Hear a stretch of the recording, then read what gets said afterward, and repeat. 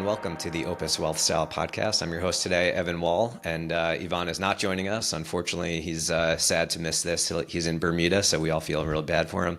But I am joined by Jen Fox, who's the Vice President of Federal Affairs at Finseca. We've been working on getting this scheduled for a while, and it's, I think, perfect time to have this conversation. So, Jen, welcome to the podcast. Happy to have you. How you doing? Thanks for having me. I appreciate it. Yeah, my pleasure. I bet your life must be pretty crazy these days. I reached out to you, must be, I don't know, 2, 3 months ago. And at the time, we had the idea of, let's just have a conversation about the current financial state of the economy. Things like federal deficit, federal budget, Social Security, Medicare, Medicaid, so on and so forth. And then over the next couple of months, there was an assassination attempt on Trump. Biden dropped out and endorsed Kamala, and so here we are. And so I still want to have the conversation on the financial state of the economy, and we can also kind of parlay that into some current political conversations, what you're spending your time with these days. So maybe if you wouldn't mind, just share with our audience a little bit about yourself, Finseca, and what it is that you do on a daily basis. Absolutely. And Evan, just a reminder, most of what you just said happened over the last 4 weeks, not even over the last 3 months. Yeah, it was a quick one. It's been crazy, certainly here at Finseca. I have been with Finseca now for about 6 years. My role is to represent the financial security profession on Capitol Hill and to translate what's going on in Capitol Hill back home to you guys and advocating on behalf of the work that you do and the work that you do with clients. My background is sort of interesting. I've never sat in your seat, although I am recently a licensed financial security professional, more so. Just wanted to learn a little bit more about annuities and life insurance. But I went to school in Washington, D.C., and then worked in the White House. And there I worked in the Office of Presidential Correspondence, where I learned a lot about how constituent advocacy could actually have an effect on the work that lawmakers do. And so that led me into a journey at the National Restaurant Association. And then now I am here at Finseca for almost 6 years. Wow. How long were you in the White House? Just about 2 years. How was that experience? It was incredible. I worked there when they were rolling out Obamacare or Affordable Care Act, and everyone was losing their doctors, losing their health care. And we were literally reading mail to make sure that folks who were losing their doctors were getting a phone call from Health and Human Services to help them. And so, stories like that made me realize that if you do use your voice and raise your hand in the political process, you will have a voice that gets heard. Yeah, that's certainly what I have learned over the years engaging with Finseca, going to Capitol Hill and speaking to senators. Just the inner workings of how it all works. It doesn't happen by happenstance. It happens by, people who actually show up and have conversations and educate the people that are making the laws. So appreciate you and everything that you do. Absolutely. If you think about it, Evan, there's less than 5% of Congress has any experience with insurance. And that includes life insurance, health insurance, P&C, animal, pet insurance, you name it. All of that sort of looped in together as 5% of Congress has ever worked with insurance. So there's a lot of work to be done in education that's needed. And I would imagine even those 5%, we wouldn't consider them experts, but just a basic level. So yeah, super important that we're in whatever field you're in, that you're educating your Congress people on what's going on in your field, and so they can take actions that are in the best interest of their constituents. So if you wouldn't mind, maybe let's start on the financial state of the economy, and we'll end with the exciting stuff of the presidential race. But, just if you wouldn't mind, maybe walk us through what you're seeing, or maybe what are some conversations that are happening as it relates to the bigger issues of the day. And, constantly we're hearing about, because interest rates are higher now, that becomes a much bigger and bigger part of the federal deficit. The federal debt in general grows pretty substantially on a second, minute, daily basis. So let's just get the lay of the land. Where do things stand right now, and what do you think are some of the biggest topics, especially as it relates to this presidential race over the next several months? Yeah, absolutely. I mean, I think it's no secret and no surprise that the federal deficit and the federal debt situation is back here in Washington, and there's something that we have to do about it. As you think about over the last couple of years, of course, exacerbated by what happened with COVID, the spending that we did there, exacerbated by where we're actually at the interest rates. The federal budget gap forecast is nearly $2 trillion. And that's continuing to grow and grow. And we are paying nearly 99% of GDP is right now is the debt. And we're going to go over to about 122% in 2034, which is just insane. It's a And scary number. you think about that overlaid with all the things we want to do in this country, like Hmm. we need to shore up Social Security. How are we doing that? If you were watching this past week, not to sort of pivot, but Trump said that he wants to take away taxation for Social Security. And even just doing something small like Hmm. that, it's going to advance the issues that we have with the deficit and the debt. And what it'll do for Social Security, the retirement fund will, the insolvency date will actually will get lower by over 1 year. When And you say so lower, you mean like closer? closer. Yeah. Yep. By 1 year, by just taking, and I think it's less. I think it's like not a lot of, the rate that people are being taxed on in the begin with, not a lot. So these small numbers that feel small actually make big changes. And then how does that affect down to decisions we're making here in Washington? Social Security is especially one of those things that is just, it's so difficult to come up with a solution because no politician is going to get elected by going up there and saying we need to cut Social Security. But Social Security is in need of adjustment. It's not sustainable the way it currently stands. Maybe notwithstanding considerable growth within just the economy, just greater productivity. Do you find that there's more conversations as it relates to the federal debt and deficit on one side of the aisle over the other, or is it they both recognize it's an issue and it's just how are we handling it? It's a good question. I was with a senior member of the Ways and Means Committee, that's the tax writing committee here in Washington on the Republican side, and we were talking about 2025 and tax reform. And he said, we want to extend the Trump tax cuts without making the debt situation worse. And I think you see that on both sides. The Democratic side is more about driving up revenues. I think Republican side is more looking at ways to cut spending. But I think, backing up 20, 30 years, we've really changed where the parties are, right? To today is there's not really as much concern about spending. Well, yes, they talk a lot about it, the actions speak louder than the words. And we see the bills and the funny math that we do here in Washington continue to sort of make the debt and deficit worse. I wish there was a simpler solution, some kind of law that we could pass or that would never happen because they would have to pass their own laws that said, if there was a deficit greater than X, maybe it's zero or some that any sitting Congress person could not get reelected. Wouldn't that quickly solve everything? But that's never going to happen. But you mentioned the tax law sunsetting. So the Tax Cuts and Jobs Act of 2017 is set to sunset back to what the tax law previously was in 2016. It's supposed to sunset back in 2025. Again, where are you finding both sides landing on this? It seems like one way or another, there's going to be a lot of conversation around taxes come 2025. Absolutely. I mean, or beforehand. You take the tax that's right now, you take the Tax Cuts and Jobs Act. If you were just to extend it, it's going to cost about $4 trillion. Layered on top of that is another bunch of healthcare provisions that'll cost about another $2 trillion, give or take.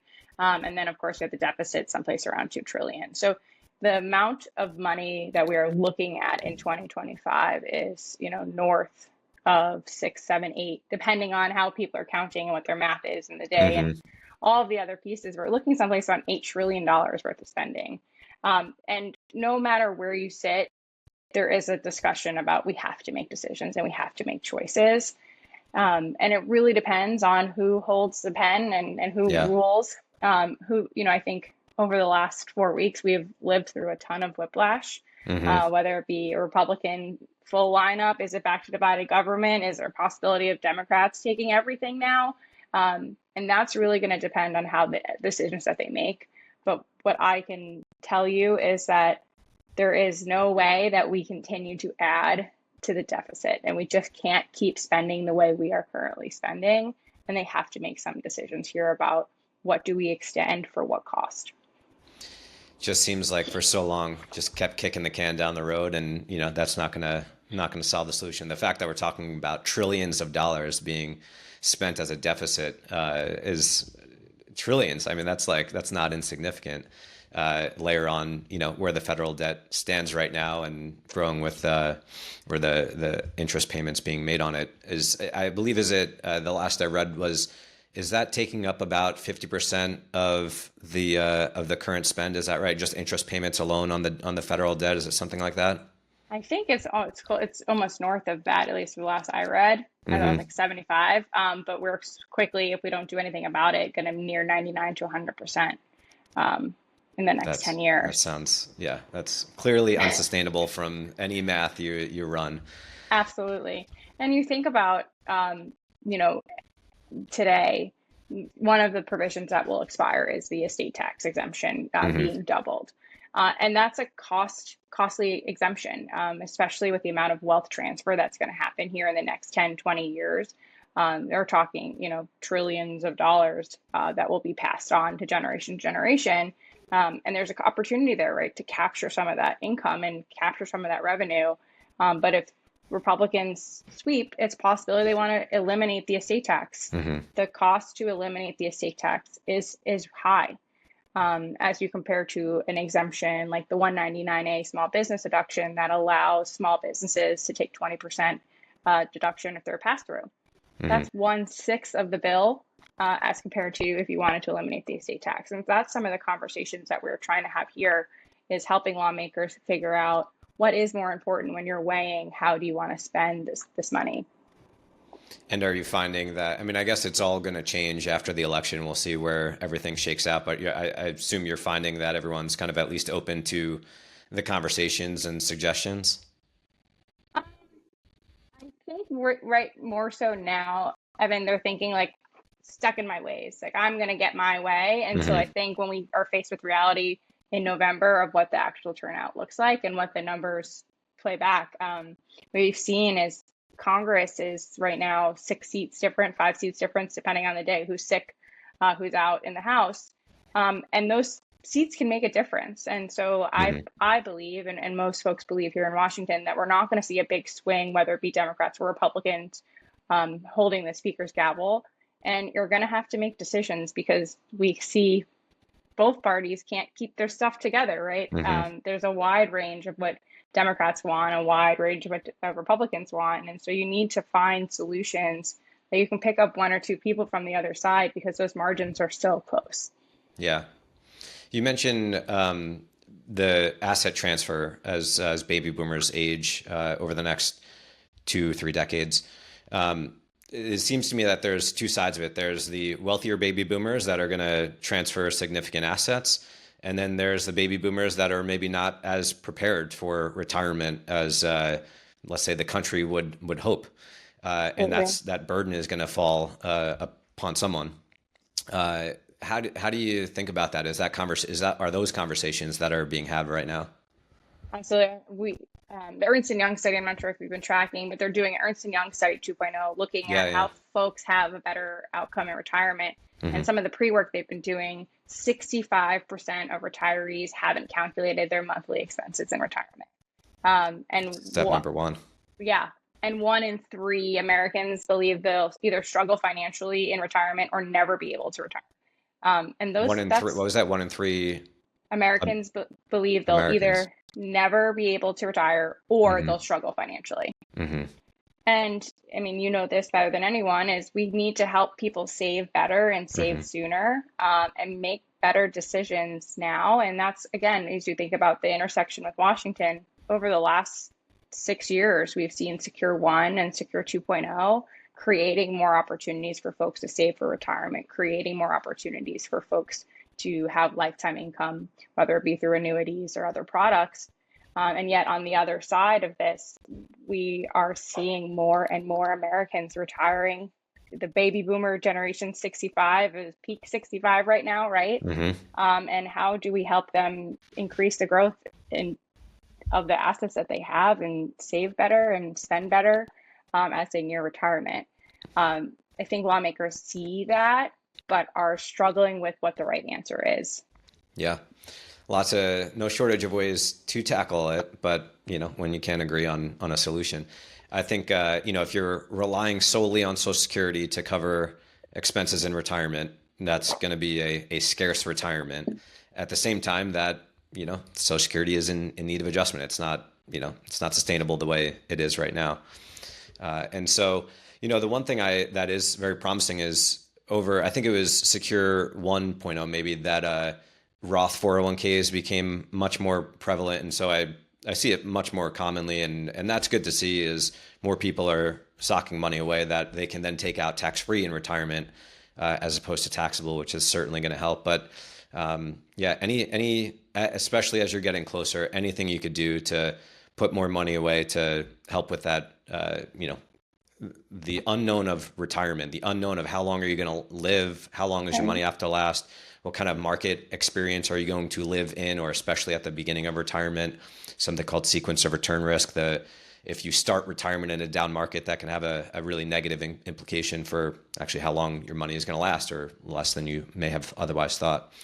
And so that conversation is complex, and it's important to start with the basics, understand how much you're currently spending and, can spend, and what the plan is for retirement. Work with someone for sure.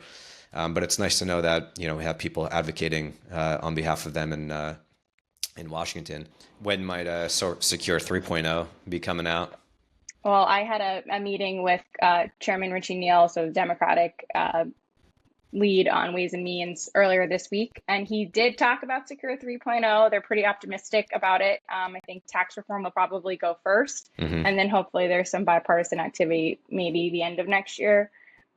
We worked really hard and really long on Secure 1, and then we got Secure 2 pretty soon after. So I'm hopeful we can keep the trend going where we can get Secure 3.0 in the next 2 years or so.